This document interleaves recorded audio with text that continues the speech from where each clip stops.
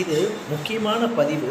படித்தவங்களுக்கு, நல்லா படித்தவங்க இருப்பாங்க, கலைவாணி அருள் பெற்றவங்க இருப்பாங்க, பேச்சாளராக இருப்பாங்க.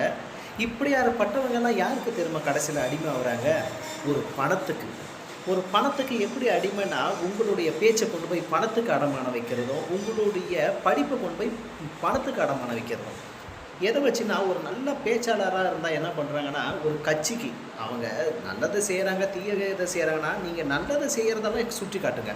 அவங்க செய்கிற தீயதுக்கும் நீங்கள் அவங்களுக்கு கோஷம் போடுறது, கொடி காட்டுறீங்கல்ல, உங்களுடைய திறமையை, உங்களுடைய கலைவாணியை, உங்களுடைய படிப்பை அவங்களுக்கு அடமானம் வச்சிடுறீங்க. என்னத்துக்கு அப்புறம் இந்த படிப்பு?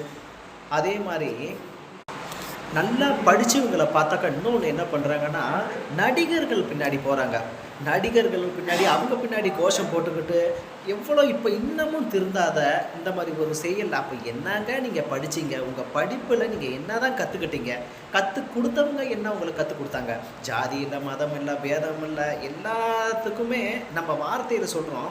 இதெல்லாம் என்ன கற்றுக்கிட்டு வரீங்க? உங்களுக்கு கற்றுக் கொடுக்குறவங்க என்ன கற்றுக் கொடுக்குறாங்க? அந்த கற்றுக்கிட்ட யார் உங்களுக்கு ஆசிரியராக இருக்கிறாங்களோ அவங்க தான் முழுமையாக எதை மாற்றத்தை கொண்டு வராங்க, அதை சொல்லுங்கள். கல்விங்கிற பேரில் இன்னமும் ஜீரோ தான். நம்ம எதுலேயுமே முன்னோக்கி இல்லை. ஆபாசத்தில், அசிங்கத்தில், இந்த மாதிரி விஷயத்துலலாம் முன்னே நோக்கி போகுது கல்வி பேரை சொல்லி. நாங்கள் எல்லாத்துலேயும் முன்னே போய் நிற்கிறோன்னுட்டு. ஆனால் மற்றபடி ஒருத்தன் ஃபோன் கண்டுபிடிச்சான், அந்த ஒருத்தன் கண்டுபிடிக்கிற ஃபோனை பல கோடி பேர் உபயோகப்படுத்தணும். இதுதான் ஒருத்தன் தான் அறிவாளி. அதை உபயோகப்படுத்துகிறவன் எல்லாரும் கிடையாது.